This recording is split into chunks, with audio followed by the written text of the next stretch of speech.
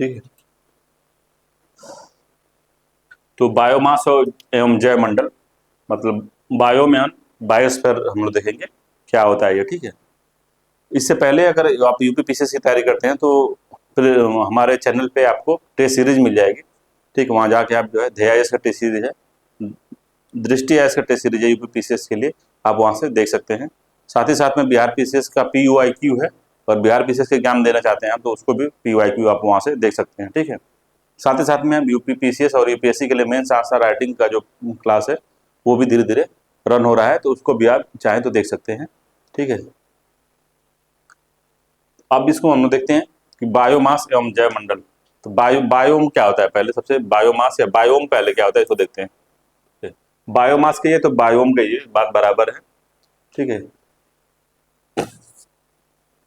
तो बायोम क्या होता है, तो बायोम क्या होता है, तो किसी भी परिस्थितिकी तंत्र में कोई एक मान लीजिए कि एक वन परिस्थितिकी तंत्र है, जंगल वाला परिस्थितिकी तंत्र है, उसका जब अध्ययन हम एक यूनिट के रूप में उसको मान के करते हैं, उसके सारे जीव जंतु जितने भी हैं, फ्लोरा और फौना, पेड़ पौधे जीव जंतु जितने भी हैं, सबको एक यूनिट के रूप में मान के हम उसका जब अध्ययन करते हैं, ठीक है, तो हम उसको बायोमास कहते हैं। ठीक है। बायोम कहते हैं उसको, बायोमास नहीं बायोम कहते हैं उसको।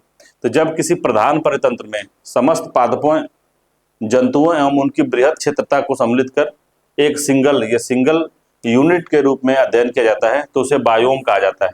ठीक है। जैसे सागरी बायोम होता है, जली बायोम होता है, उसी तरीके से ये चीजें हैं। ठीक। अगला कि यह जो है,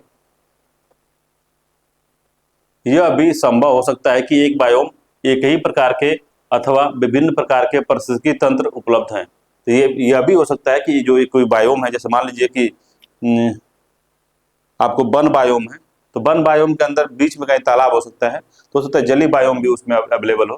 ठीक है। तो यह भी संभव है कि एक बायोम में एक ही प्रकार के अथवा विभिन्न प्रकार के पारिस्थितिकी तंत्र उपस्थित हों, परंतु उनमें जो है जलवायु दशाएं समान पाई जाती हैं। ठीक है। तो जलवायु दशाएं जो होती हैं वो समान पाई जाएंगी। हो सकता है कि जलीय परितंत्र और जो जंगल वाला परितंत्र है वो मिक्स हो। ठीक है। एक ही में दोनों हो, ये पाया जा सकता है। ठीक है। मगर जो है उनका जलवायु दशाएं जो होंगी वो सेम होंगी। ठीक। बायोम के अंतर्गत स्थलीय भाग के सभी पादप एवं जंतु सम्मिलित किए जाते हैं, क्योंकि सागरी बायोम का जो निर्धारण थोड़ा जटिल होता है। ठीक है। तो बायोम के अंतर्गत स्थलीय भाग के सभी पादप एवं जंतुओं को सम्मिलित कर दिया जाता है, क्योंकि जो सागरी बायोम होता है उसका निर्धारण थोड़ा जटिल होता है कि कहाँ तक जो है बायोम का निर्धारण करें। सागर बहुत गहरा होता है। ठीक है। और हर जगह हम जा नहीं पाते हैं, तो उसका निर्धारण थोड़ा जटिल होता है। ठीक है। बायोम के प्रकार क्या होता है, तो एक जली बायोम होता है, एक स्थलीय बायोम होता है। तो दो तरह के बायोम होते हैं, एक जली और एक स्थलीय। ठीक है। अब जली बायोम में देखेंगे आप, तो जली बायोम जिसमें एक ताजा जली बायोम होता है, जो फ्रेश वाटर जो बायोम है वो होता है, एक सागरी बायोम होता है, या इसको लवणी बायोम भी कह सकते हैं, लवणी बायोम, लवणी बायोम। ठीक। लवणी बायोम इसको कह सकते हैं। ठीक। तो दो तरह के बायोम है, एक ताजा जलीय बायोम है, एक सागरी बायोम, जिसको लवणी बायोम भी कह सकते हैं। तो ताजा जलीय बायोम में आप सागरी बायोम की तुलना में लवणता कम होती है। ठीक है। जिसमें एग्जाम्पल दे सकते हैं क्या क्या आते हैं, तो इसमें जो आते हैं आप झील एवं तालाब आ सकते हैं। ठीक है।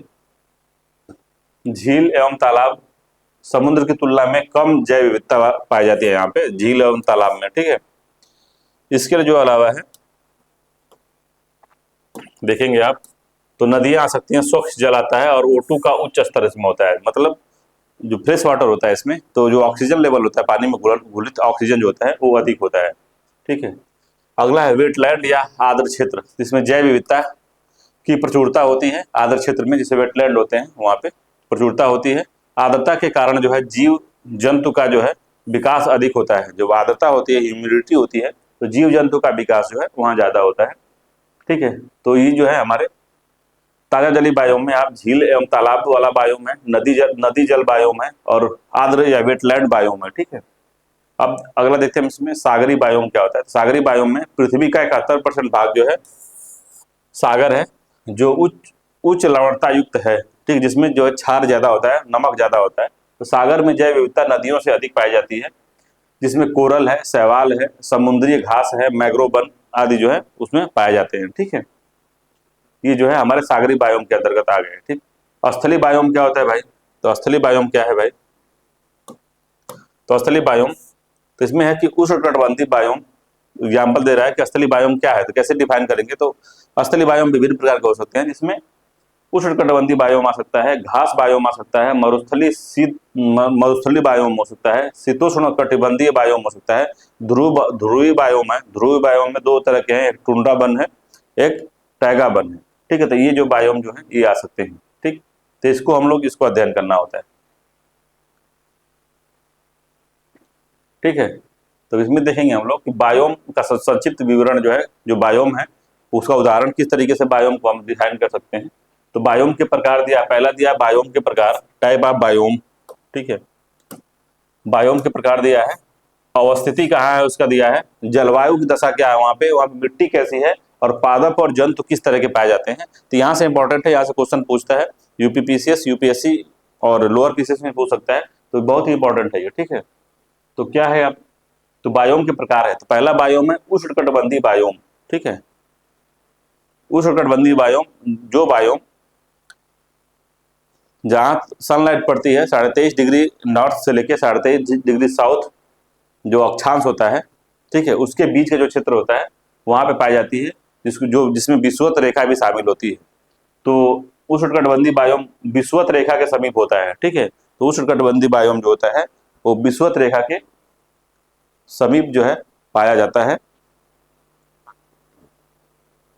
ठीक, तो उसमें क्या होता है, देखिए उष्णकटिबंधीय बायोम में क्या होता है, विषुवत रेखा के समीप पाया जाता है, वर्ष भर उच्च तापमान और 200 सेंटीमीटर से अधिक औसत वार्षिक वर्षा होती है।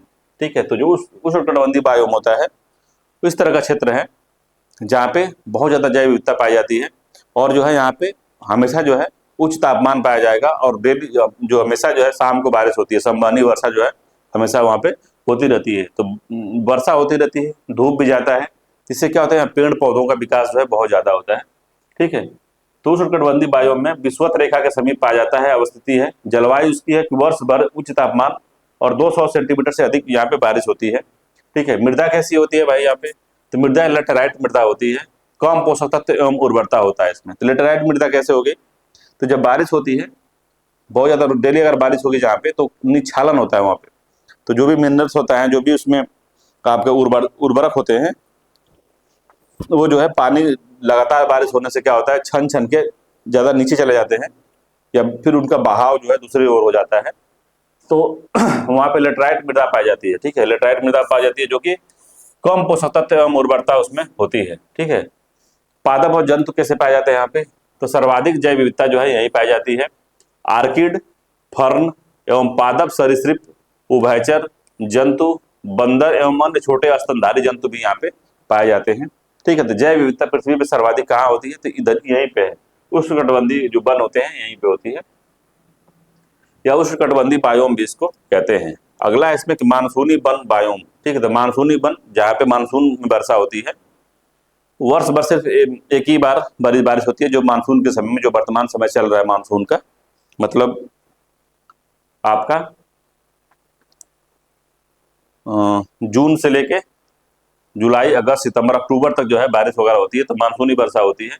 तो ये मध्य अक्षांश में पाए जाते हैं। ठीक है, मध्य अक्षांश मतलब 23.5 डिग्री के ऊपर वाले क्षेत्र में और 65 डिग्री के बीच वाले क्षेत्र में ये पाए जाते हैं, तो मध्य अक्षांशों में पाया जाता है, जिसमें ग्रीष्म एवं शीत ऋतु में स्पष्ट अंतर होता है। तो ग्रीष्म जिसे हमारे यहाँ वर्तमान जैसे हम लोग जो है वो मानसूनी क्षेत्र में हम लोग पाए जाते हैं, मानसूनी तरह की जलवायु हमारे यहाँ पाई जाती है हम लोग के यहाँ, कि मानसून में यहाँ बारिश होती है।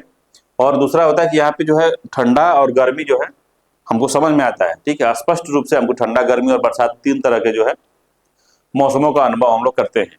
ठीक है, तो ग्रीष्म एवं शीत ऋतुओं में स्पष्ट अंतर होता है, और 75 सेंटीमीटर से लेके 125 सेंटीमीटर तक वार्षिक वर्षा जो है यहाँ होती है।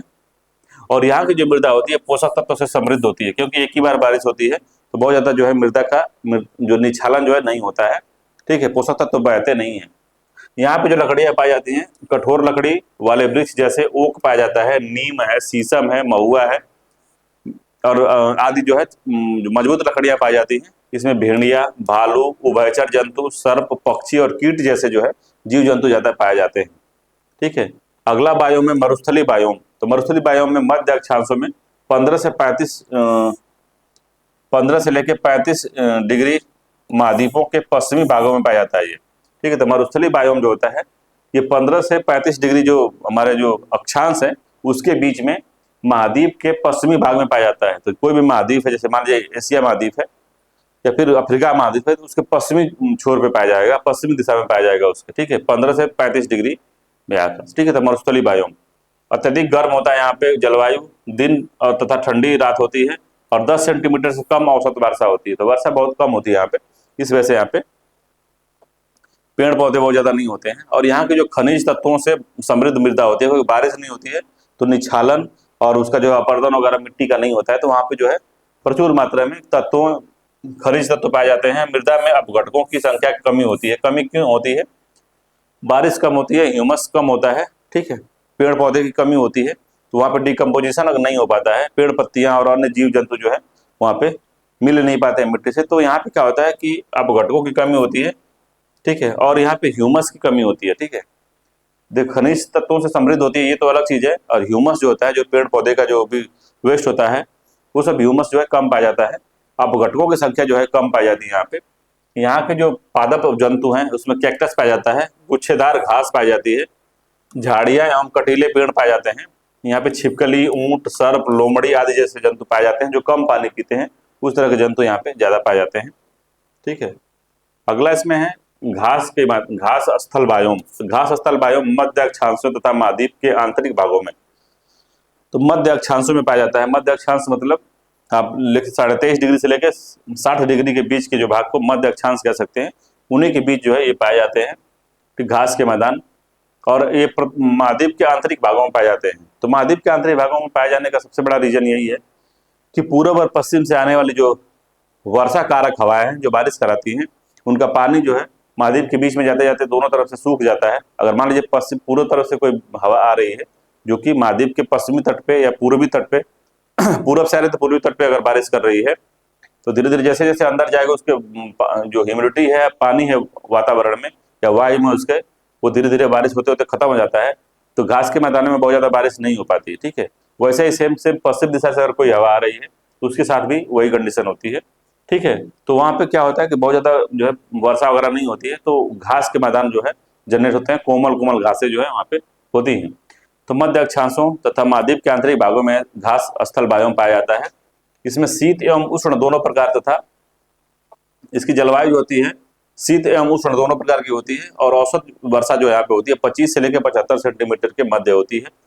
यहाँ पे जो उस पोषक तत्व से संपन्न जो है मृदा पाई जाती है, क्योंकि जो घास होती है वो मिट्टी को होल्ड करती है, पकड़ के रखती है, अपने जड़ों में फंसा के रखती है। अगर बारिश वगैरह भी होती है तो अपर्दन नहीं होता है। ठीक है। तो काफी जो है यहाँ पे पोषक तत्व बहुत ज्यादा पाए जाते हैं। और अधिकांश जो है शाकीय वनस्पति, छोटे पौधे एवं कुछ पेड़ जल के निकट जो है पाए जाते हैं। प्रेरी डाक्स प्रजाति की गिलहरी, ठीक है, उत्तरी अमेरिका में लोमड़ी, सर्प, कीट, हाथी, शेर, जेबरा, जिराफ, जो भी दौड़ने वाले जीव हैं, भागने वाले जीव हैं, घास खाने वाले जीव हैं, और घास पर निर्भर जो जीव जंतु हैं उनको खाने वाले जीव हैं, वो जो है ज्यादा यहाँ पे पाए जाते हैं। ठीक है। तो उस तरह की चीज यहाँ पे पाई जाती है। अगला इसमें टैगा बायोम। तो टैगा बायोम क्या है भैया? तो मध्य एवं उच्च अक्षांशों में पाए जाते हैं। तो मध्य मतलब 60 के ऊपर, और उच्च अक्षांशों मतलब कि 90 डिग्री के आसपास में। ठीक है। तो 60 से लेकर 90 के बीच में टैगा बायोम मध्य व उच्च अक्षांशों में पाया जाता है। ठीक है। अत्यंत शीत ऋतु होती है, आर्द्र ग्रीष्म ऋतु होती है यहाँ पे। ठीक है। आर्द्र ग्रीष्म ऋतु, जो ग्रीष्म होती है आर्द्र होती है, शीत बहुत ज्यादा होती है, बर्फबारी होती है। एक वर्ष में 50 सेंटीमीटर से कम यहाँ पे बारिश होती है। ठीक है। यहाँ की मृदा जो होती है एसिडिक होती है, अम्लीय होती है, और खनिज तत्वों की यहाँ पे कमी होती है। ठीक है। इसमें वृक्षों में स्प्रूस पाया जाता है, फर है, पाइन है, लार्च है, एवं अन्य सदाबहार वृक्ष पाए जाते हैं। कैरिबू, भालू, रोडेंट्स, भेड़िए, रेडियर, मिंक आदि जंतु जो यहाँ पे पाए जाते हैं। ठीक है। अगला है टुंड्रा बायोम। तो टुंड्रा बायोम 60 से लेकर 90 के बीच में टुंड्रा बायोम पाया जाता है। ठीक है। इसको हम यहाँ पे 75 से 90 कर सकते हैं। ठीक है। 75 से 90 इसको कर सकते हैं हम लोग। मध्य अक्षांश मतलब हो गया आपका 45 डिग्री से लेकर 60 डिग्री के बीच में मध्य अक्षांश यहाँ पे पाए जाते हैं। ऊपर वाले ये टाइगा वाले यहाँ पाए जाएंगे, और उसके बाद जो टुंड्रा पाया जाता है। तो इन अक्षांशों के मध्य पाया जाता है। कठोर शीत युक्त लंबी शीतकाल होती है यहाँ पे। छोटी एवं ठंडी ग्रीष्म ऋतु होती है, बहुत छोटी होती है, मतलब 1-2 घंटे की जो है होती है। निम्न पोषक स्तर यहाँ पाए जाते हैं। सतत हिमाच्छादन होता है यहाँ पे। लगातार जो है बर्फ जमी रहती है। यहाँ पे घास पा सकते हैं, थोड़े मोटे घास पाई जाती हैं, कुछ मांस पाए जाते हैं, लाइकेन आदि पादप जो है पाए जाते हैं। प्रवासी कैरिबू, आर्कटिक लोमड़ी, उल्लू, रोडेंट्स आदि जंतु यहाँ पे पाए जाते हैं। ठीक है, तो ये जो है हमारे हमने देखा है शॉर्ट तरीके से, जो लोअर पीसीएस तक के एग्जाम में आ सकता है, उस तरह की चीजें हमने देखी। तो यहाँ पे हमने पूरा बायोम को जो है एक ही चार्ट में समझ लिया है। ठीक है ना, तो एक बायोम में पढ़ने में एक वीडियो 1-2 घंटा समझ में लगता है। जैसे उष्णकटिबंधीय बायोम पढ़ना है हमको, तो बहुत डिटेल में अगर पढ़ने जाते हैं हम लोग तो बहुत ज्यादा समय लगता है इसमें। ठीक है, मगर यहाँ पे टोटल जो जो वहाँ पे पढ़ाया जाएगा वो एक छोटे से उसमें डायग्राम में सीधे कवर हो गया है। तो इम्पोर्टेंट है, इसको एक बार देख लीजिएगा। मृदा पूछ सकता है कि उष्णकटिबंधीय बायोम की जो है जैव विविधता मानसूनी वन बायोम की जैव विविधता से कम होती है। क्या ये बात सही है? तो नहीं, ये बात गलत है, क्योंकि मानसूनी वन की जो जैव विविधता है वो उष्णकटिबंधीय बायोम से कम होती है। ठीक है, याद रखना है इसको। इस तरह से क्वेश्चन बन के पूछ सकता है, तो इस चार्ट से क्वेश्चन जो है आने की उम्मीद है। ठीक है, अगला बायोस्फीयर क्या होता है? तो जैवमंडल क्या होता है? तो जैवमंडल अर्थात बायोस्फीयर शब्द को 2 ग्रीक शब्दों बायोस अर्थात जीवन या लाइफ तथा स्फीयर मतलब होता है मंडल या स्फीयर के संयोग से निर्मित हुआ है। तो स्फीयर अर्थात मंडल के संयोग से हुआ है, जिसका तात्पर्य है पृथ्वी का वह क्षेत्र जहां जीवन का अस्तित्व है। जैवमंडल के अंतर्गत स्थल मंडल, जल मंडल तथा वायुमंडल का वह समस्त क्षेत्र सम्मिलित है जहां किसी न किसी रूप में जीवों की उपस्थिति है। इस प्रकार जो जैवमंडल में समस्त जैविक एवं अजैविक संघटक जो है सम्मिलित किए जाते हैं। ठीक है, तो ये आपको समझ में आया होगा कि जैवमंडल क्या होता है। ठीक है, तो बायोस मतलब जहाँ पे जीवन है, और स्फीयर मतलब जहाँ मंडल है। तो जहाँ पे जीवन का जो मंडल है उसी को कहते हैं, जहाँ जहाँ जीव पाए जाएंगे उसी को जीव मंडल कह सकते हैं। तो जीव मंडल कहाँ पाए जाते हैं? स्थल में पाए जाएंगे और जल में पाए जाएंगे तो स्थल मंडल देख सकते हैं और जल मंडल देख सकते हैं। साथ ही साथ में कुछ जो है वायुमंडल में भी जीव पाए जाते हैं। तो वायुमंडल का जो समस्त क्षेत्र इसमें सम्मिलित किया जाता है एक बायोस्फीयर रिजर्व में, सॉरी बायोस्फीयर में। ठीक है, बायोस्फीयर या जैवमंडल में। ठीक है, तो जैवमंडल समझ में आया। जैवमंडल का जो आवरण होता है सामान्यतः वायु, जल, मिट्टी एवं चट्टानों की परतों से मिलकर बना होता है। तो जैवमंडल का जो आवरण होता है वहां पे वायु होगी, जल भी होगा, मिट्टी होगी और चट्टानों की परतें होंगी, उसी से मिलकर बनता है। और जैवमंडल में पाए जाने वाले जीव समुद्र तल से लगभग 200 मीटर नीचे से लेकर समुद्र तल से लगभग 6000 मीटर ऊपर तक पाए जाते हैं। ठीक है, जैवमंडल की ऊपरी सीमा जो होती है ऑक्सीजन, आर्द्रता, तापमान और वायुदाब की उपलब्धता के आधार पर निर्धारित होती है। ठीक है, तो जैवमंडल की ऊपरी सीमा तो यहाँ देख सकते हैं आप। तो जैवमंडल है, तो जैवमंडल जीवन कहाँ तक संभव है? तो जीवन वहां तक संभव जहां तक ऑक्सीजन पाया जा सकता है, वहां जीवन संभव है। उसको जहाँ से ऑक्सीजन मिलना बंद होता है वहां जीवन का जो है अंत हो सकता है। इस तरह की चीजें हो सकती हैं। ठीक है, तो देख सकते हैं हम लोग कि जैवमंडल क्या है। तो जल मंडल है, वायुमंडल है और स्थल मंडल है। ये तीनों का कॉम्बिनेशन जहाँ होगा उसी को हम जैवमंडल कह सकते हैं। ठीक है, तो यहाँ जलीय मंडल यहाँ पे है, जैवमंडल यहाँ पे है, सॉरी वायुमंडल में जो चिड़िया उड़ रही है ये सब है, और स्थल मंडल पे हम लोग यहाँ पे हम मानव भी हो सकता है, मानव और अन्य जो है जीव जंतु पेड़ पौधे, इन समूह को सम्मिलित किया जाता है। ठीक है, ये जो पूरा हमारा ये जो है बायोस्फीयर क्या होता है इसको समझ लिया। तो हम लोग बायोम और बायोस्फीयर दोनों ही चीजों को समझ लिया है। आगे हम लोग देखते हैं आगे क्या दिया है। तो इसमें जो है इंपॉर्टेंट है कि घास जो बायोम है उसको डिटेल में कभी कभी एग्जाम में पूछता है, कौन सा जो प्रेयरी कहाँ पे पाई जाती है, स्टेपीज कहाँ पे पाई जाती है, उस तरह की जो चीजें हैं उसको बार बार पूछता है एग्जामों में। तो उसको थोड़ा डिटेल में देख लेते हैं हम लोग। ठीक है, तो घास स्थल बायोम में जो ग्रासलैंड बायोम है उसके बारे में हम लोग समझते हैं।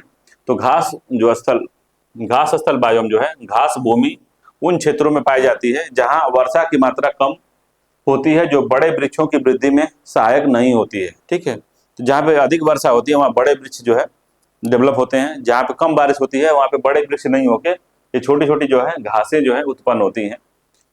अगला है घास भूमि उष्ण एवं शीतोष्ण दोनों क्षेत्रों में पाई जाती है। इस आधार पर इन्हें 2 भागों में बांटा जाता है। तो जो घास भूमि होती है उष्ण क्षेत्र मतलब गर्म क्षेत्र में भी और शीतोष्ण क्षेत्र मतलब कि न बहुत ज्यादा गर्मी न ज्यादा बहुत ज्यादा ठंडा, ठीक है, उस क्षेत्र दोनों क्षेत्रों में पाई जाती है। इस आधार पर इनको दो भागों में बांटा जाता है। पहला भाग है इसमें कि उष्णकटिबंधीय घास बायोम, जिसको सवाना बायोम कहते हैं। तो याद रखना है, जो कि बहुत ज्यादा गर्मी या धूप में जो घास उत्पन्न होती है, ठीक है, उसको उष्णकटिबंधीय घास बायोम कहते हैं, और उसको सवाना बायोम सवाना बायोम के नाम से भी उसको जाने जाते हैं। तो सवाना बायोम से बार बार एग्जाम में यूपीपीसीएस और यूपीएससी में एग्जाम में बार बार जो है यहाँ से पूछा जाता है, ठीक है, सवाना बायोम। अगला शीतोष्ण कटिबंधीय घास बायोम। तो दो तरह के बायोम यहाँ पे हम लोग पढ़ेंगे, एक है आपका उष्णकटिबंधीय घास के बायोम और दूसरा शीतोष्ण कटिबंधीय घास बायोम, ठीक है। अब सवाना बायोम देखते हैं। पहले सवाना बायोम क्या है, पहला हम लोग देखने जा रहे हैं सवाना बायोम। तो क्या होता है सवाना बायोम? सवाना शब्द का तात्पर्य है पूर्ण विकसित घास आवरण। पूर्ण विकसित घास आवरण इसका पूरा मतलब है, ठीक है। इसमें क्या होता है कि इसमें जिसमें बिखरी हुई झाड़ी होती है, बिखरी हुई दूर दूर झाड़ियां पाई जाती हैं, मतलब कुछ घास होता है फिर झाड़ी होती है, छोटे वृक्ष होते हैं इसमें। तो छोटे वृक्ष, बहुत बड़े बड़े वृक्ष नहीं होते हैं, पानी की जो वहां पे अल्पता होती है, कमी होती है, तो बहुत ज्यादा बड़े वृक्ष नहीं होते, तो छोटे वृक्ष होते हैं। यहाँ जो है आंशिक रूप से शुष्कानुकूलित शाकीय पौधे होते हैं। तो शुष्कानुकूलित मतलब होता है कि कम पानी में जीवन जी लेने वाले पौधे जो है यहाँ पे पाए जाते हैं, ठीक है। जो कि जब कम पानी के पौधे जहाँ पे पाए जाएंगे, जहाँ पे पानी की उपस्थिति कम होती है, वहां पे हमेशा छोटी पत्तियों वाले पौधे होते हैं और कांटेदार पौधे होते हैं। ये इस वजह से होता है कि हमने अभी पढ़ाया था जब जली वाटर साइकिल जब बता रहे थे, तो उसमें बताया था कि पत्तियों से भी वाष्पोत्सर्जन होता रहता है, ठीक है। वाष्पोत्सर्जन जो पत्तियों से भी होता रहता है, ठीक।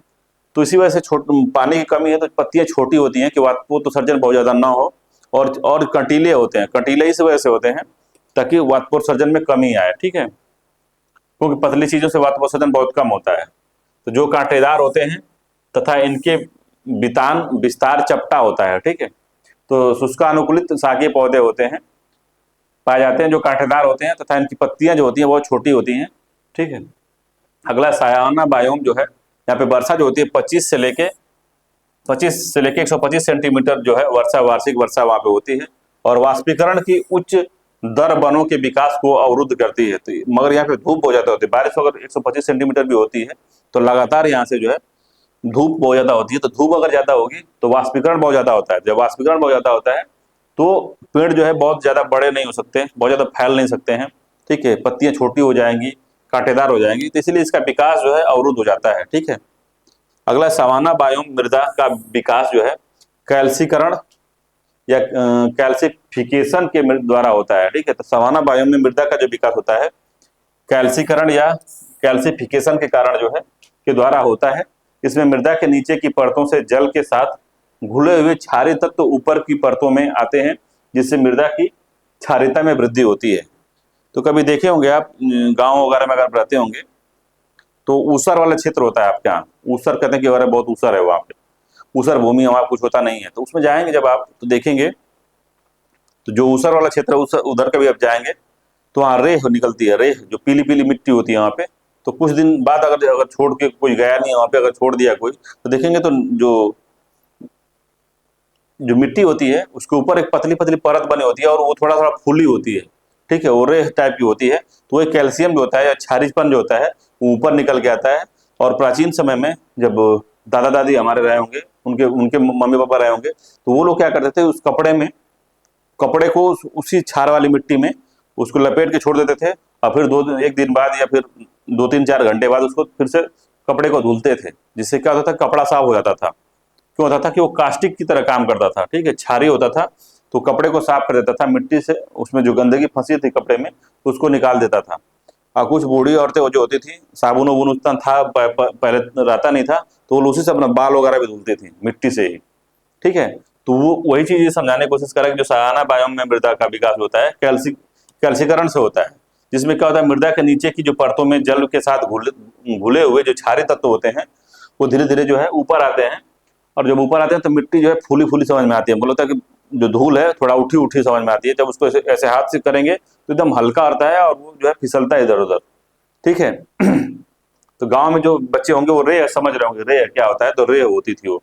तो क्षारीय तत्व ऊपर की परतों में आते थे जिसमें मृदा की क्षारीयता में वृद्धि होती थी। ठीक है।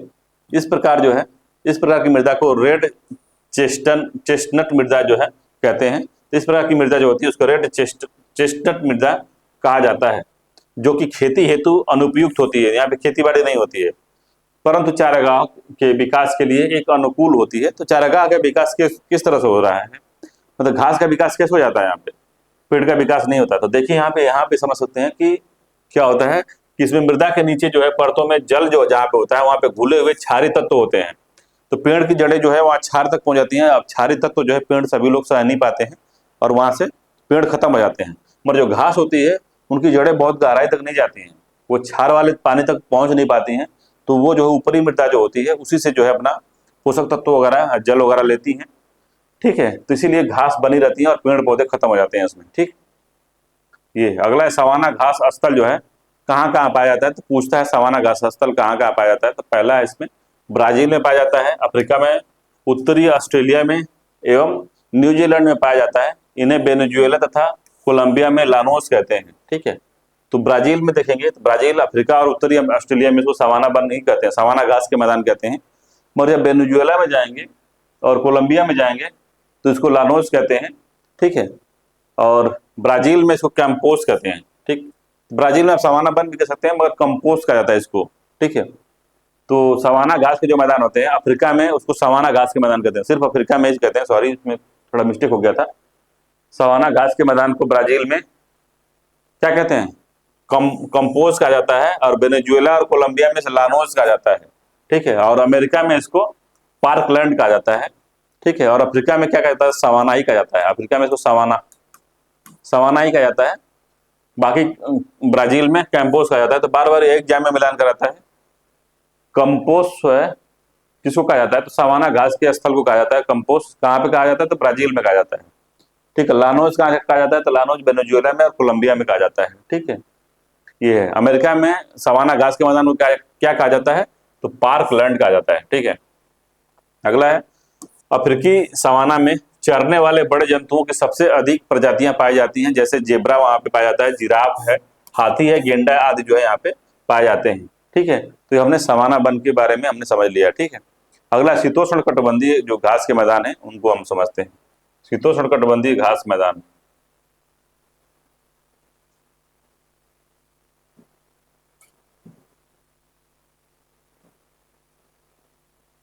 तो दूसरा इसमें है कि शीतोष्ण कटिबंधीय घास बायोम। ठीक है, तो टेम्परेट ग्रासलैंड बायोम जो होता है, इस बायोम का जो विस्तार उत्तरी एवं दक्षिणी दोनों गोलार्धों में पाया जाता है। ठीक, पहली बात, घास के इन मैदानों को यूरेशिया में स्टेपी कहा जाता है, अमेरिका में प्रेरी कहा जाता है, दक्षिण अमेरिका में पंपास कहा जाता है, और दक्षिण अफ्रीका में बेल्ट्स कहा जाता है। तो याद रखना है इसको, यूरेशिया जो है, यूरेशिया मतलब जो अब रूस वाला क्षेत्र है। ठीक है, एशिया और यूरोप वाला जो क्षेत्र के ऊपर वाला क्षेत्र है यूरेशिया, वहां पे स्टेपी इसको कहा जाता है। उत्तरी अमेरिका में प्रेयरी कहा जाता है इसको, उत्तरी अमेरिका जो होता है प्रेयरी कहा जाता है। दक्षिणी अमेरिका में इसको पंपास कहा जाता है, और अफ्रीका में इसको बेल्ट कहा जाता है, बेल्ट, और ऑस्ट्रेलिया में इसको डाउन्स कहा जाता है। ठीक है, तो ये जो है सारा एग्जाम में पूछा हुआ क्वेश्चन है कि स्टेपी के बारे में पूछा कि स्टेपी किसे कहते हैं। तो शीतोष्ण कटिबंधीय घास के बायोम को यूरेशिया में स्टेपी कहा जाता है। प्रेयरी कहाँ कहा जाता है, तो शीतोष्ण कटिबंधीय घास के बायोम को अमेरिका में प्रेयरी कहा जाता है। पंपास दक्षिण अमेरिका में शीतोष्ण घास के मैदान को पंपास कहा जाता है। बेल्ट्स कहाँ कहा जाता है, तो ऑस्ट्रेलिया में बेल्ट्स कहा जाता है। तो ऑस्ट्रेलिया में, सॉरी, अफ्रीका में कहाँ कहा जाता है, बेल्ट कहा जाता है। बेल्ट कहाँ का, अफ्रीका में। दक्षिण अफ्रीका में जो शीतोष्ण कटिबंधीय घास के मैदान होता है उसको बेल्ट कहा जाता है। ऑस्ट्रेलिया में इसको डाउन्स के नाम से जाना जाता है। ठीक है, शीतोष्ण घास के स्थलों में वनस्पति शुष्क क्षेत्रों में जैसे स्टेपी, शीतोष्ण घास के स्थलों में जो होती है वनस्पतियां जो होती हैं शुष्क क्षेत्रों में, जैसे कि स्टेपी 20 से 30 सेंटीमीटर, कुछ सेंटीमीटर, तथा आर्द्र क्षेत्रों में जैसे कि प्रेरी डाउन्स वगैरह में 102 मीटर से अधिक की हो सकती है उनकी लंबाई जो होती है। जहाँ पे शीतोष्ण जो शीतोष्ण घास का स्थल होता है, कुछ भी ज्यादा बारिश होती है, कुछ अक्षांशों में ज्यादा बारिश होती है, कुछ अक्षांशों में कम बारिश होती है। तो जहाँ पे अधिक बारिश होती है वहां पे जो उनकी लंबाई होती है 102 मीटर हो सकती है। ठीक है, जैसे प्रेरी और डाउन्स में होता है, प्रेरी और डाउन्स। तो डाउन्स ऑस्ट्रेलिया में, प्रेरी जो है आपका उत्तरी अमेरिका में, जहाँ बारिश हो जाती है वहां पे 102 मीटर अधिक ऊंचा पाया जाता है। बाकी जो है स्टेपी वगैरह में जो है 20 से 30 सेंटीमीटर के ही लंबे जो है पेड़ पौधे इसके शीतोष्ण घास के स्थल में वनस्पतियां जो होती हैं पाई जाती हैं, क्योंकि यहाँ शुष्क क्षेत्र होता है, पानी की कम उपलब्धता होती है। अगला है मृदा की आंतरिक उर्वरता के कारण जो है विश्व के अधिकांश प्राकृतिक घास स्थल जो है कृषि भूमि एग्रीकल्चर लैंड में परिवर्तित कर दिए गए हैं। उदाहरण अमेरिका के प्रेरी मैदान के एक बड़े क्षेत्र को उच्च उत्पादक वाली फसल भूमि में रूपांतरित कर दिया गया है। तो ये थोड़ा सा डिसएडवांटेज है। शीतोष्ण जो घास के मैदान हैं वो काफी उपजाऊ होते हैं, तो उपजाऊ होने के कारण जो है उनका पतन भी लोग कर रहे हैं ताकि वहां पे खाद्यान्न का उत्पादन किया जा सके। ठीक है, याद रखेंगे कृषि भूमि में उसको बदल दिया जा रहा है एग्रीकल्चर लैंड में। ठीक है, तो सवाना के संसाधन विभाजन जो है निकेत बिलगांव जो होता है क्या दिया है, देखिए यहाँ पे, इसको छोड़िए, यहाँ देखिए विश्व के घास के स्थल में जैसे है भौगोलिक क्षेत्र कहाँ है और घास के स्थल को क्या कहते हैं। तो उत्तरी अमेरिका में जो घास के स्थल को क्या कहते हैं, तो प्रेरी कहते हैं। ठीक है, यूरोप एवं उत्तरी एशिया में क्या कहते हैं, स्टेपीज कहते हैं।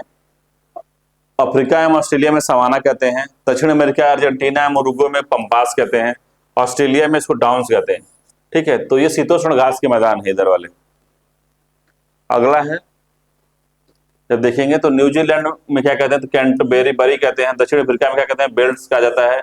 हंगरी में इसको पुस्ताज कहा जाता है। दक्षिण अमेरिका या ब्राजील में कंपोज कहा जाता है। और दक्षिणी अमेरिका वेनेजुएला में लानोस कहा जाता है। ठीक है, तो ये जो है घास के मैदान है। तो देखिए, तो ये जो इस लाइन में तीन जो लाइन दिख रही है, सॉरी, तो यहां तक की लाइन आपको दिख रही है ये वाली इतना दूर में, ये जो है उष्णकटिबंधीय घास के मैदान है। उष्णकटिबंधीय कटिबंध घास के मैदान, जिसको हमने देखा था ऊपर, घास मैदान। इसमें देखिए दक्षिणी अमेरिका में पंपास इसको कहा जा रहा है।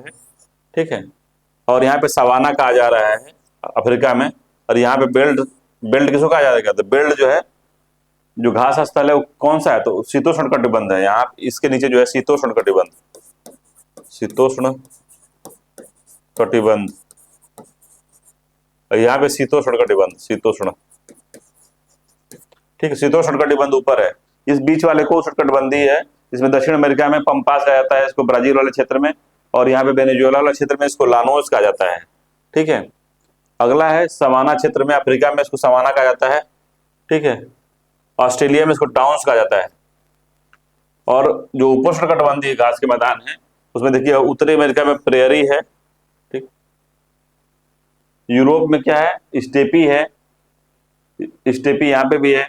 ठीक है, तो इस तरह के चीजें जो है पाई जाती हैं। तो मैप में इसको देख सकते हैं एक बार। ठीक है, तो यहाँ पे इसको विश्व के प्रमुख घास का स्थल कौन कौन से हैं, तो इसको याद कर लीजिएगा। सीधे पूछ सकता है कि उत्तरी अमेरिका में घास का जो मैदान है उसको क्या कहा जाता है, तो प्रेयरी कहा जाता है। ठीक है, यूरोप एवं उत्तरी एशिया में स्टेपीज, अफ्रीका एवं ऑस्ट्रेलिया में सवाना, दक्षिण अमेरिका अर्जेंटीना और उरुग्वे में पंपास, ऑस्ट्रेलिया में डाउन्स। तो ठीक है, अब क्या भी पूछेगा कि आर्कटिका जो है एकमात्र ऐसा महाद्वीप है जहाँ पे घास परितंत्र जो है नहीं पाया जाता है। इसके अलावा जो भौगोलिक क्षेत्र न्यूजीलैंड में कैंटरबरी घास के मैदान को कैंटरबरी कहते हैं। दक्षिण अफ्रीका में बेल्ट्स कहा जाता है। हंगरी में इसको पुस्ताज है। दक्षिण अमेरिका ब्राजील में कंपोज है। और दक्षिण अमेरिका वेनेजुएला में लानोस है। ठीक है, तो इसको याद रखना है, ये चीजें घास के मैदान जो है दिए हुए हैं। ठीक, अगला इसमें जो है देखेंगे हम लोग कि मरुस्थल बायोम जो है, डेजर्ट बायोम क्या होता है। तो मरुस्थलीय बायोम में वनस्पतियां प्राय जो है इनका अभाव पाया जाता है और यहाँ पर केवल जो है छोटी झाड़ियां, नागफनी, बबूल, खजूर, खेजड़ी आदि जो है वनस्पतियां यहाँ पे पाई जाती हैं। विश्व के अधिकांश जो मरुस्थल उत्तरी एवं दक्षिणी गोलार्ध की कर्क एवं मकर रेखा के समीप महाद्वीपी के पश्चिमी भाग में 15 से लेकर 35 डिग्री अक्षांश में पाए जाते हैं। कई कारण है इसका एक कारण है कि यहाँ पे 35 से लेकर और 15 से लेकर 35 डिग्री अक्षांश में क्या होता है कि वहां पे चलती हैं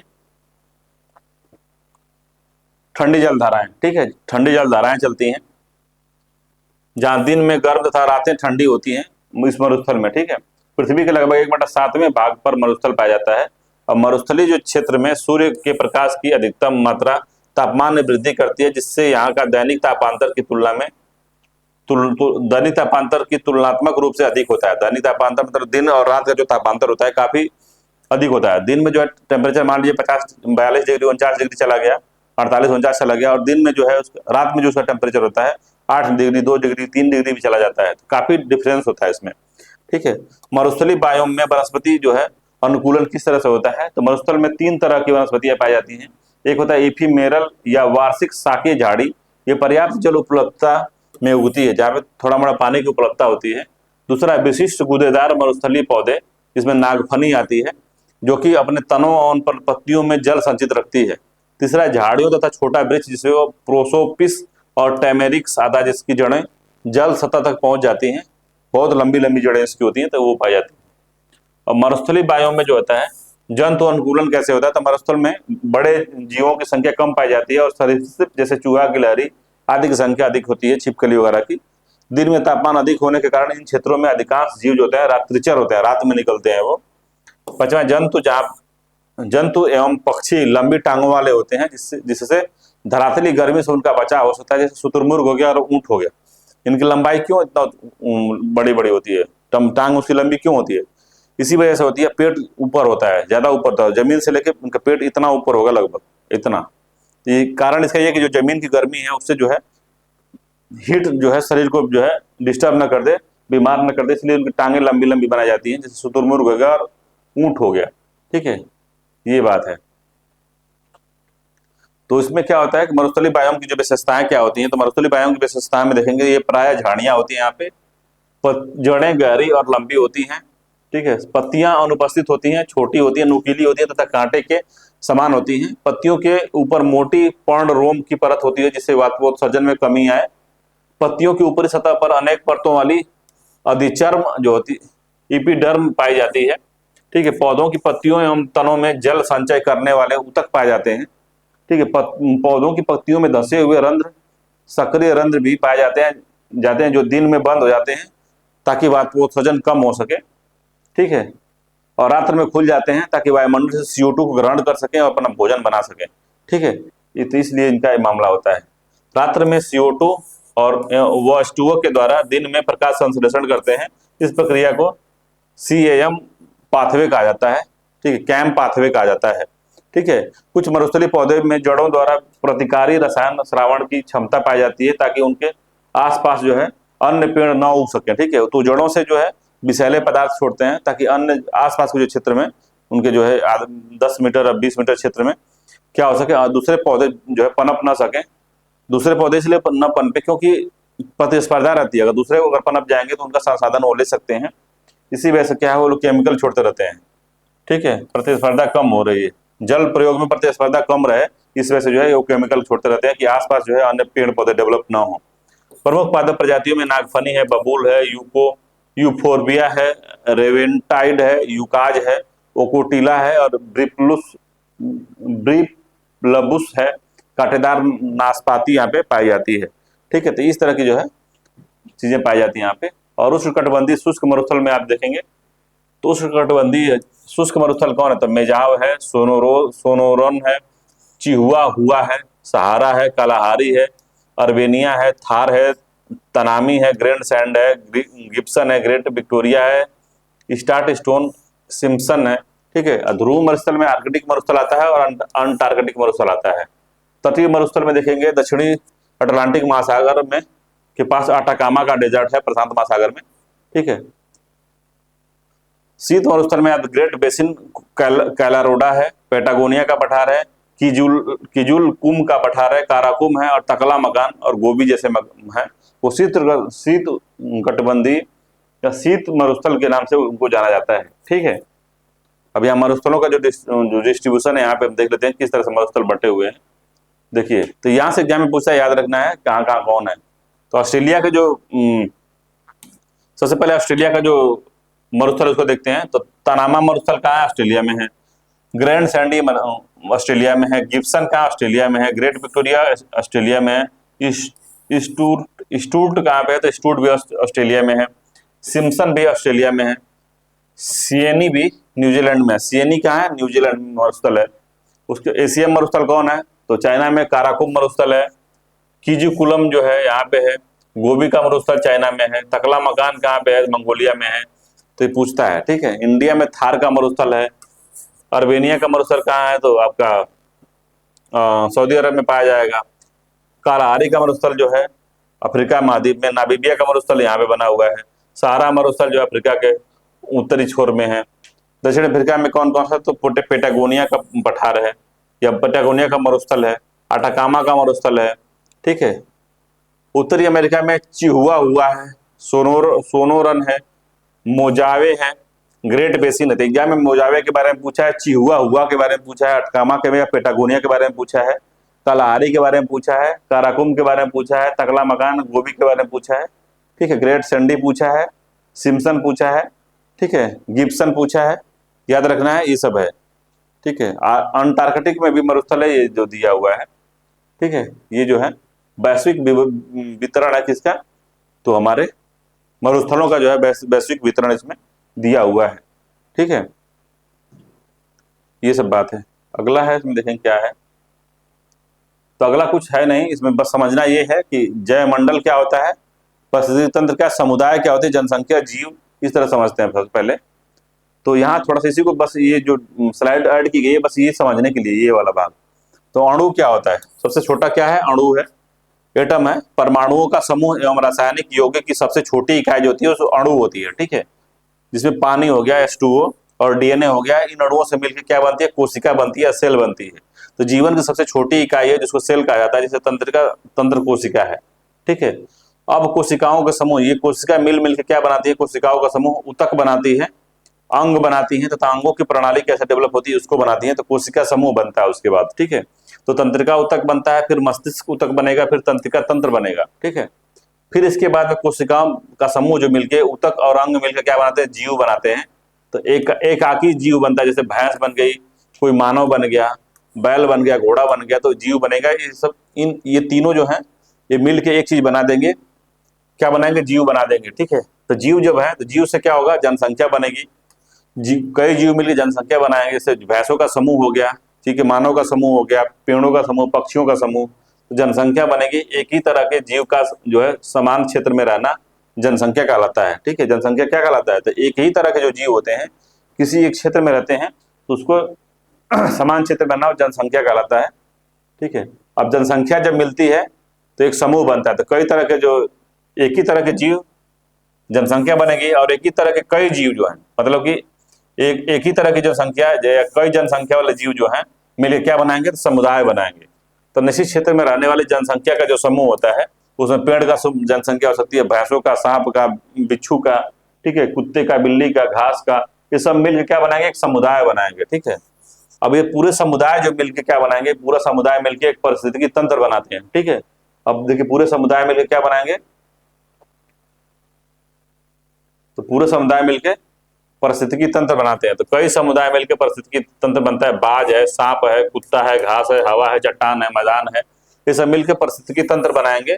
और कई पारिस्थितिकी तंत्र मिलकर क्या बनाते हैं, तो जैव मंडल बनाते हैं, या सभी पारिस्थितिकी तंत्रों का जो समूह होता है उसको जैव मंडल कहते हैं या बायोस्फीयर कहते हैं, ठीक है। तो ये पूरा जो मामला है इसी को बताने के लिए ये हमने आपको बताया था कि किस तरह से बनना है। तो अणु से कोशिका, कोशिका से कोशिका समूह जिसमें ऊतक और अंग बनते हैं, इन अंगों से मिलकर जीव बनता है, जीवों से मिलकर समान जीवों से मिलकर संख्या बनती है, और कई संख्या जनसंख्या से मिलकर समान जीव से मिलकर जनसंख्या बनती है, और कई जनसंख्या मिलकर समुदाय बनाते हैं, और कई समुदाय मिलकर पारिस्थितिकी तंत्र बनाते हैं, और कई पारिस्थितिकी तंत्र मिलकर जैवमंडल बना देता है, ठीक है। तो ये पूरा जो है प्रोसेस चलता रहता है, यही समझाने के लिए पूरा ये हमने बताया था। तो जैविक समुदाय के बारे में शुरुआत में बायोटिक कंपोनेंट के बारे में बता दिया हमने पहले, ये सब के बारे में पहले बात हो चुकी है, ठीक है। कुछ चीजें बताने के लिए ही इसको लाया गया था, आपको दिखाने के लिए, ठीक है। इसमें एक पॉइंट है, की स्टोन प्रजाति क्या होती है। की स्टोन प्रजाति बार बार एग्जाम में पूछता है, तो की स्टोन प्रजाति क्या होती है, तो वे प्रजातियां जो किसी समुदाय में प्रचुरता तथा जैव भार की अल्पता के बावजूद सामुदायिक विलक्षण पर अपना प्रभाव दर्शाती हैं। तो की स्टोन प्रजातियां वो होती हैं कि किसी क्षेत्र में अगर रह रही हैं, किसी पारिस्थितिकी तंत्र में रह रही हैं, तो उनकी जनसंख्या भले ही छोटी हो, कम हो, उनका जो मास है बहुत ही कम हो, ठीक है, उनका भार है शरीर का या फिर उनके जो बायोमास है बहुत ही कम हो, मगर वो जो समुदाय में अपना जो है लक्षण दिखा देती हैं, ठीक है। जैसे एग्जाम्पल के तौर समझें कि एक मानव समुदाय है, ठीक है, उसी में एक जो है अधिकारी है, डीएम है, एसडीएम है, डीएम मान लेते हैं, डिस्ट्रिक्ट मजिस्ट्रेट है, पूरी जनसंख्या बैठी हुई है और उसी में जो है वो भी आ जाता है कहीं से, ठीक है, जनसंख्या बैठी है और वो आ जाता है, सभी लोग देखते हैं, रिस्पेक्ट में खड़े हो जाते हैं, ठीक है, झुक के सलाम करते हैं, नमस्कार करते हैं, जो भी करते हैं, भले से वो नौकर ही है मगर होता है, ठीक है, तो वो अकेले ही है और अन्य जनता से उसका जो है मास कम है, भार कम है, सबका मिला के भार कम है, तो मगर वो की स्टोन प्रजाति है क्योंकि वो जो है उसका विशेष अभिलक्षण है, ठीक है, वो प्रभावित करता है लोगों को, ठीक है, तो प्रभाव दर्शाता है, तो की स्टोन प्रजाति हो गया, डीएम जो हो गया। तो की स्टोन प्रजातियां कहलाती हैं। ये प्रजातियां अन्य प्रजातियों की अनुपातिक प्रचुरता को नियंत्रित करने में महत्वपूर्ण भूमिका निभाती हैं। केवल कुछ ही की स्टोन प्रजातियां की तरह कार्य करती हैं तथा अन्य प्रजातियां क्रांतिक कड़ी या क्रिटिकल लिंक स्पेसीज के रूप में कार्य करती हैं, ठीक है, याद रखेंगे इसको। तो की स्टोन प्रजातियां कमी होती हैं मगर जो अपना अभिलक्षण जो है वहां पे छोड़ती रहती हैं, ठीक। तो हालांकि कुछ क्रांतिक कड़ी प्रजातियां अन्य प्रजातियों के लिए भोजन का व्यवस्था करती हैं, परागण करती हैं, बीजों फलों के परिक्षेपण में महत्वपूर्ण भूमिका निभाती हैं, ठीक है। तो की स्टोन प्रजाति। अगला इसमें कोर प्रभाव क्या होता है, एज इफेक्ट क्या होता है, ठीक। तो एज इफेक्ट क्या होता है, तो कोर प्रभाव एक पारिस्थितिकी अवधारणा है जहां पे दो पारिस्थितिकी तंत्र आपस में जब मिलते हैं, जैसे जल स्थल और वायु, जल मंडल और स्थल मंडल जब आपस में मिलते हैं तो जो बीच का क्षेत्र बनता है, जैसे मान लीजिए ये स्थलीय परितंत्र है और ये जलीय परितंत्र है, और ये जो बीच वाला क्षेत्र जहाँ पे जल भी है और स्थल भी है मिलता है तो संक्रमण क्षेत्र बनता है, जैसे दलदली भूमि होती है उस तरह का जो क्षेत्र बनता है, तो वहां पे विशाल विविधता पाई जाती है। इस कोर प्रभाव में जहां दो क्षेत्र परस्पर जो है ओवरलैप करते हैं, वहां दो क्षेत्रों में की प्रजातियां जो है आपस में पाई जाती हैं और उसी को कोर प्रभाव कहते हैं, ठीक है। तो यहाँ पे स्थलीय जीव की प्रजातियां पाई जाएंगी और जलीय जीव की प्रजातियां भी यहाँ पे पाई जाएंगी, ठीक है। तो कोर प्रभाव एक पारिस्थितिकी तंत्र की अवधारणा है जहां दो पारिस्थितिकी तंत्र आपस में मिलते हैं, वहां विशाल विविधता पाई जाती है, और इस कोर प्रभाव में जहां दो क्षेत्र आपस में ओवरलैप होते हैं वहां दो क्षेत्रों की प्रजातियां जो है पाई जाती हैं, ठीक है।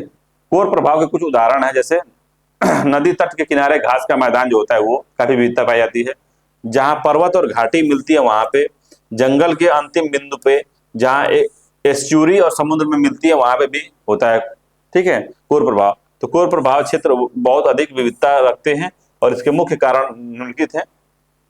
क्यों जो है कोर प्रभाव जो है अधिक विविधता रखते हैं, क्या कारण है उसका, तो कारण तो कई है इसमें। क्यों जो है अधिक जैव विविधता पाई जाती है वहां पे, तो दोनों क्षेत्र के संसाधनों का एक ही स्थान पर पाया जाना, ठीक है, वायु, तापमान, आर्द्रता, मिट्टी, नमी, प्रकाश की तीव्रता आदि जो है क्षेत्र पर परिवर्तित स्थिति रहती है यहाँ पे। मतलब कुल मिला के यहाँ पे विविधता का मतलब यही है कि वहाँ पे दोनों स्थल मंडल, दोनों परितंत्र के जीव जंतु पाए जाते हैं, ठीक है, और वहाँ पे प्रचुरता होती है संसाधन की, तो उसी को कोर इफेक्ट कहते हैं, ठीक। तो ये पूरा मामला है कोर प्रभाव। अब क्या है,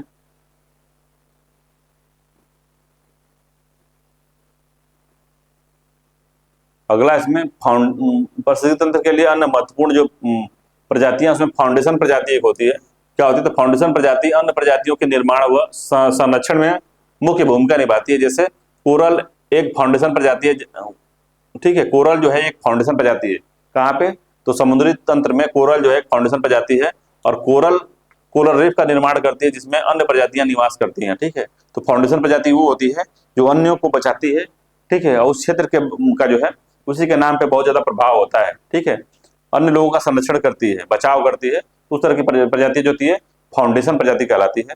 अम्ब्रेला प्रजाति क्या होती है, तो अम्ब्रेला प्रजाति के निर्धारण का कोई अंतर्राष्ट्रीय मानक नहीं है, लेकिन सामान्य परिभाषा में ये प्रजाति विस्तृत परास वाइड रेंज वाली होती है जिन पर अन्य प्रजातियां निर्भर करती हैं। यह बहुत हद तक की स्टोन प्रजाति की तरह होती हैं, ठीक है। इनका संरक्षण उसी निवास में रहने वाले अन्य प्रजातियों के लिए भी संरक्षण का कार्य करता है। सामान्यतः अम्ब्रेला प्रजाति सापेक्षिक रूप से उच्च कोशिकीय या हाई वर्टेब्रेट एवं विशाल काया वाली होती हैं, जैसे northern spot owl, tiger, grizzly bear आदि जो होती हैं वो अम्ब्रेला प्रजाति होती हैं, ठीक है। अम्ब्रेला प्रजाति मतलब वो होती है कि वो क्षेत्र जो है उन्हीं के नाम से जाना जाएगा, अगर उनका संरक्षण होता है तो अन्य लोगों का भी संरक्षण वहां पे हो जाएगा, ठीक है। तो वो बहुत ही स्पेशल प्रजाति होती है, उसको अम्ब्रेला प्रजाति कहते हैं। जैसे टाइगर है, तो टाइगर रिजर्व अगर हम बनाते हैं तो उसके अंदर रहने वाले अन्य छोटे जीव भी हैं, वो जो है टाइगर रिजर्व के नाम से भले से जाना जा रहा है, वो वहाँ पे अन्य जीव भी संरक्षण उनका हो रहा है। ठीक है, जैसे हिरण हो गया, कुत्ता बिल्ली, शेर, चमगादड़, ये सब जो है इनका भी जो है होता रहता है। ठीक है, तो उसको अम्ब्रेला प्रजाति कहते हैं। तो एक में टाइगर जो है अम्ब्रेला प्रजाति कहा जा सकता है उसको। नॉर्दर्न स्पॉटेड जो आउल है, उल्लू है, उसको भी हम कह सकते हैं अम्ब्रेला प्रजाति। अगला संकेतक प्रजाति या इंडिकेटर स्पीसीज क्या होती हैं? तो वो प्रजातियां होती है जो प्रदूषण बताती हैं कि कहीं अगर प्रदूषण है तो उनका जो है क्षरण होने लगता है, खत्म होने लगती है वहां पे। तो जो है इंडिकेटर इंडिकेशन देती है कि नहीं यहाँ पे कुछ गड़बड़ी है, यहाँ पे बहुत अच्छा मौसम है या माहौल है। ठीक है, तो मान लीजिए एक जगह है जहाँ पे सब चीज बढ़िया चल रहा है। ठीक है, पेड़ पौधे हरे हैं, तालाब में अच्छा स्वच्छ पानी है, शैवाल, लाइकेन, अन्य जीव बहुत अच्छे खुशहाल हैं, हरिष्ट पुष्ट हैं। तो एक हेल्दी इन्वायरमेंट के बारे में वहाँ बात होती है, समझ में आता है कि अब हेल्दी हेल्दी चीजों का इंडिकेट हो रहा है वहाँ पे। मगर वहीं पे कहीं जाएंगे आप तो वहाँ पे कुछ देखेंगे तो जो भी शैवाल, लाइकेन वगैरह हैं या फिर मांस वगैरह है जो चट्टानों पे चिपके रहते हैं, वो जो है सूख सूख रहे हैं, उनका कलर उड़ रहा है, कलर जो है खत्म हो रहा है। तो हो सकता है वहाँ वायु प्रदूषण हो। तो वो इंडिकेशन है कि एक ही चीज को देख के आप समझ जाएंगे कि यहाँ पे पानी की कमी हो रही है, या वायु प्रदूषण हो रहा है। ठीक है, या अन्य कोई प्रदूषण है। ठीक है, तो वो जो है संकेतक प्रजाति होती हैं। तो संकेतक प्रजातियों में अभिप्राय जो है किसी एक पौधे या जंतु की प्रजातियां से है जो पर्यावरण परिवर्तन के लिए बहुत ही संवेदनशील होती हैं। इनका अर्थ यह है कि यह प्रजातियां पारिस्थितिकी तंत्र की हानि से तुरंत प्रभावित हो जाती हैं। थोड़ा सा दिक्कत होती है तुरंत प्रभावित हो जाती है। जैसे लाइकेन जो है, लाइकेन ये शैवाल और कवक का वो है, शैवाल प्लस कवक का जो है, कवक का म्यूचुअलिज्म जो है ये शो करती हैं, एक दूसरे की हेल्प करती हैं लोग। ठीक है, जैसे ही वायु प्रदूषण होता है तो लाइकेन जो है खत्म होने लगते हैं। ठीक है, कि जल प्रदूषण, वायु प्रदूषण कुछ भी होता है तो इनको बहुत दिक्कत अधिक होने लगती है, ये तुरंत ही खत्म हो जाते हैं उस एरिया से। तो इसका मतलब है कि जो है संकेतक प्रजाति हैं और वहाँ पे प्रदूषण बहुत ज्यादा हो चुका है, वायु प्रदूषण, इसलिए लाइकेन खत्म हो रहे हैं। ठीक है, तो ये जो है पूरा बात है। ठीक, तो ये जो है पूरा मामला था। तो हमने इसको जो छोटी चीजें थी उसको समझा है। ठीक है, आगे कुछ देखते हैं जानने लायक है कि नहीं है। तो ये घास स्थल और ये सब चीजें दिया हुआ है, पर्णपाती वन क्या होते हैं।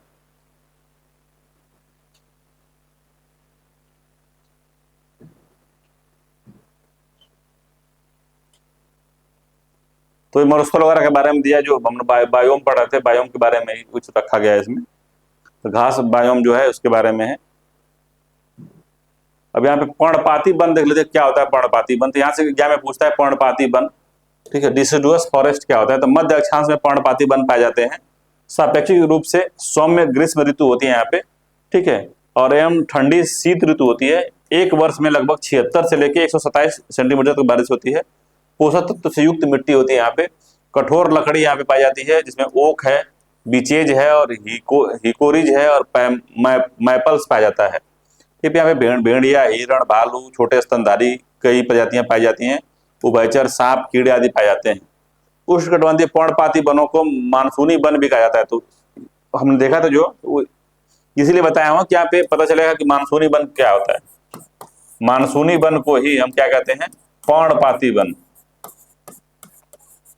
जब पानी की अधिक कमी हो जाती है तो पेड़ जो है पत्तियां, पानी की अधिक कमी हो जाती है जब, तो जो पेड़ है पत्तियां अपना गिरा देते हैं ताकि कम पानी की आवश्यकता हो।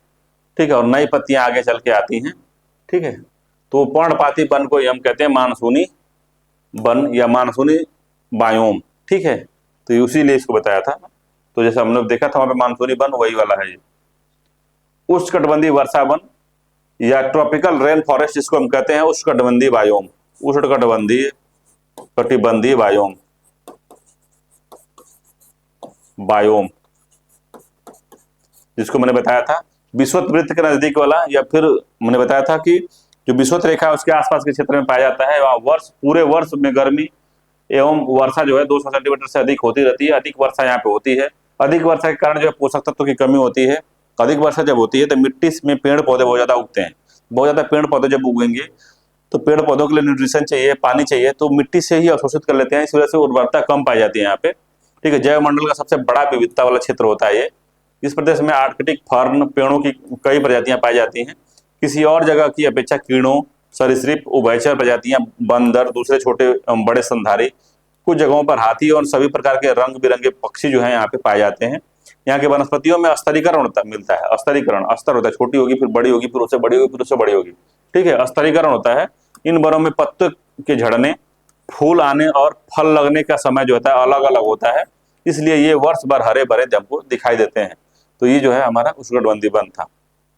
ठीक, अब जो है सागरी परितंत्र या सागरी बायोम में हम लोग देखेंगे क्या क्या होता है। सागरी बायोम को थोड़ा हमको देखना है, ठीक है, तो इसमें हम लोग कोरल रीफ वगैरह को देखेंगे, ठीक है। हम लोग मिलते हैं अगले वीडियो में, जिसमें इसको हम लोग देखेंगे। बहुत बड़ा वीडियो हो जाएगा तो दिक्कत हो जाएगी, ठीक है। तो सागरी परितंत्र या सागरी बायोम हम लोग देखेंगे, ठीक है, अगले वीडियो में। अगर ये वीडियो आपको अच्छा लगे तो मेरे चैनल को आप सब्सक्राइब कर सकते हैं, वीडियो को लाइक कर सकते हैं, और मेंस की क्लास अगर से जुड़ना चाहते हैं आप, मेंस एनसीईआरटी करना चाहते हैं, तो 1 घंटा पहले जो है हम उसका जो है जब भी मेंस एनसीईआरटी की क्लास होती है उससे 1 घंटा पहले, आधा घंटा पहले क्या होता है कि मैं जो है पोस्ट कर देता हूँ कि कब हम लाइव आने वाले हैं, लाइव एनसीईआरटी होती है, तो आप तुरंत जुड़ सकते हैं। तभी जुड़ पाएंगे आप जब जो है आप सब्सक्राइब किए रहेंगे और बेल आइकन को दबाए रहेंगे, तभी नोटिफिकेशन आपको तुरंत मिलेगा और आप जो है आ सकते हैं, जुड़ सकते हैं, और लाइव जो है साथ ही में आंसर राइटिंग भी कर सकते हैं और उसे मिला सकते हैं कि हमारा आंसर जो है कितना बढ़िया लिखा है, कैसा लिखा है, ठीक है।